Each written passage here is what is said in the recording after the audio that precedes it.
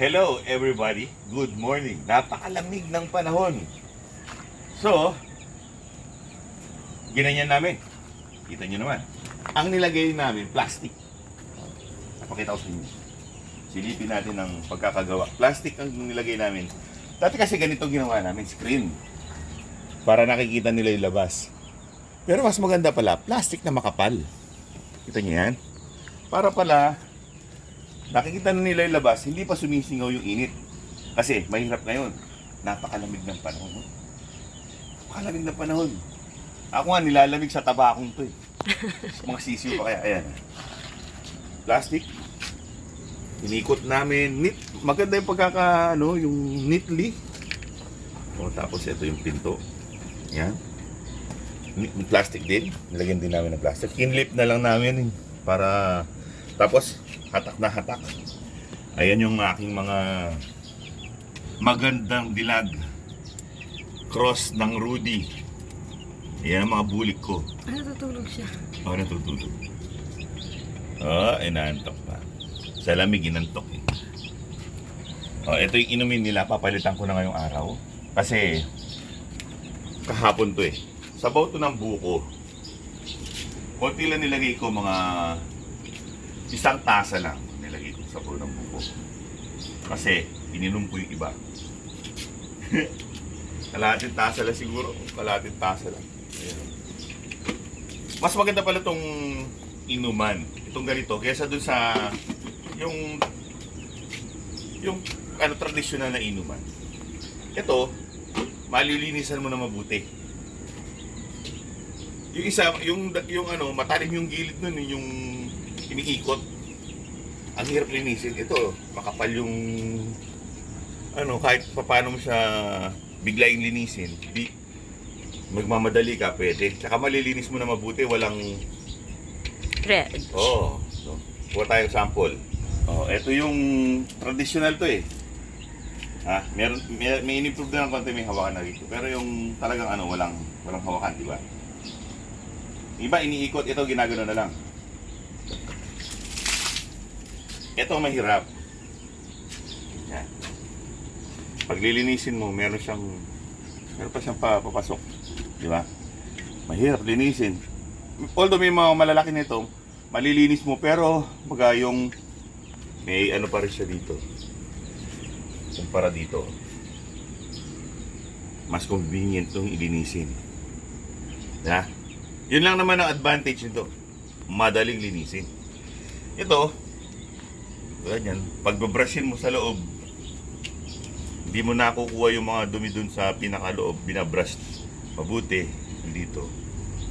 Ito wala ka nang susungkitin na dumi. Naka-expose siya lahat. So, kung babrushin mo man, madali lang. Diba? Meron kaming na-discover. Ito yun. Para sa akin good to. Tsaka makapal yung plastic nun compare dito. Makapal yung plastic. So, ayan nga pala. Lumalayo na tayo sa usapan. Yan ang ginawa namin. Ayun yung aking mga Little Rudy. Diba? Mga Little Rudy ko, ayan nagtutukaan ng ilong kahapon. Ngayon, di na. Nagkakasundo na sila. Tapos, healthy. Healthy sila, healthy. Diba? Ang bibilog nila, ang paplapi, ang gaganda. Dito, di ko alam kung matutuwa kayong makakita nito eh. Dito. Ayan.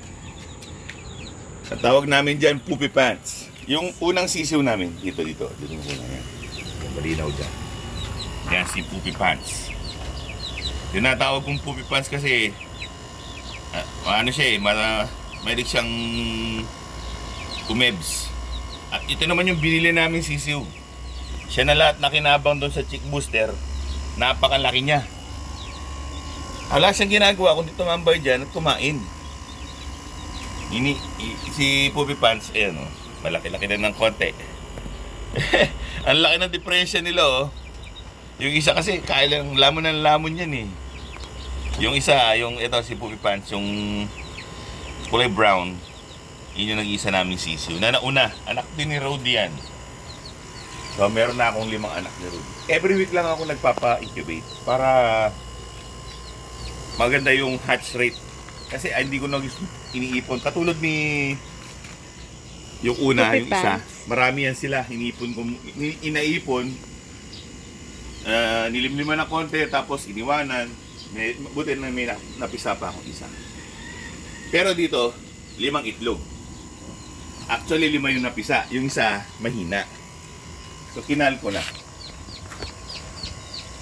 Meron pang healthy for baby chicks. Diba? Rudy. Diba?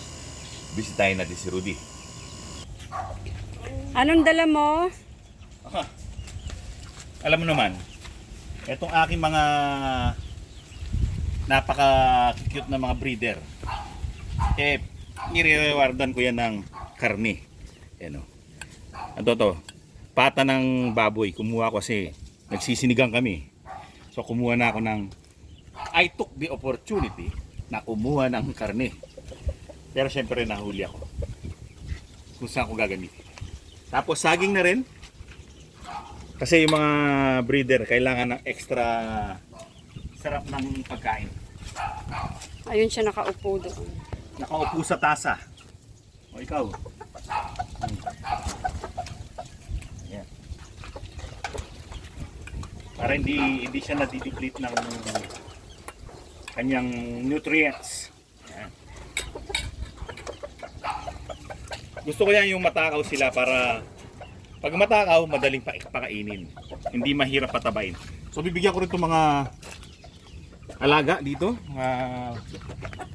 mga babies, kasi yun o, tinakbo na para lahat happy. Extra extra vitamins Sandali, and Sky. minerals. Ba't ako ibamadali ka, binibigyan ka na nga. Ito mga to, matatakaw na to. Malakas na kumain to. Mga gwapo. Mga puti. Oh, dito. Oh. Dito. Asan na ba isa? Kidlat. Pasok ka dun, baby. Pasok ka dun. Dito ko kumain, kidlat.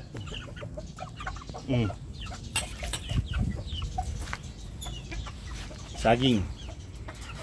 Ang dami-dami dito, di sila. Ito, isa rin to, tinawa, diba? Ang dami niyang pagkain dun eh. Sky, may pagkain ka na dyan, baby. Ay, napo. Oh, gusto niya yung pinag-aagawan. Binibigyan niya si Sky dito. Oh, dito ka na, anak, sabi niya. Anak niya yun eh. So mga kaibigan, isipin niyo naman, no? Ang laki na nang nabili ko sa mga expo na napunta ko, tsaka sa mga festival. Yan, si Rudy sa International Game Fowl Festival. Si Magandang Dilag sa Fiestag. O, di ba? Meron na akong palahi sa kanila. Actually, yung kay Aling Mimay, yung anak na ni Rudy yan. Okay. Pero hindi yan ang panganay. Yung panganay, kulay talisain. Bulik na talisain. Pero, nabenta yun eh, kasi binili eh. Hindi ako nakahindi eh. Tsaka, well, alagaan niya sana mabuti. At nang napapalaki niyang mabuti, sana manalo pag nilaban. Hindi ko alam kung ilalaban o gagawing broadcast. Dito lang yan, malapit sa amin. Mapapanood yan sa, nasa dito pa sa previous episode namin yan eh. Ang lahi niya, Papay Gray Cross ng Rudy. So yung akin ngayon, sa mga panahon ngayon, nakita niyo ng mga sisi ko, anak nilang dalawa yan. Eto si Magandang Dilag, exclusive lang yan kay Rudy. Hindi ko yan papalayan sa iba. Yan ang pinaka jowa niya yan talaga. Si Rudy chick boy lang eh. Naka-tatlo na yan eh, pangatlo na niyang chicks yan eh. yung pangalawang set, Gilmore, dalawang kapatid. Yun ang pangalawang set sa kanya. Ang nanay, isa doon sa nanay ni Sky. Kaya, meron na siyang palabas dito. Yung anak niya, tingnan nyo. Ang haba ng mga paa. Matangkad. 4 months old. 4 months old na siya. Parang mana sa tatay ah. Itong ideal ko talaga na distance. Itong si Rudy oh. O diba ka? Nakita mo yung yan, ganyan siya. Matangkad ang silong. Tapos dikit lang yung balahibo. Yung size niya medium yung size ng katawan, pahaba, maganda. Hindi siya ganun ka bulky. Parang sexy. Kumbaga sa parang Bruce Lee. Aya! May sparring siya sa Bilibili account namin na Barangay Dona. Kung gusto niyo mapanood, mapapanood niyo siya doon.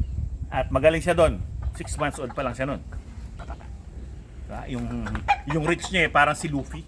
Ang hahaba ng kamay. Well, mga kaibigan, yan ang aking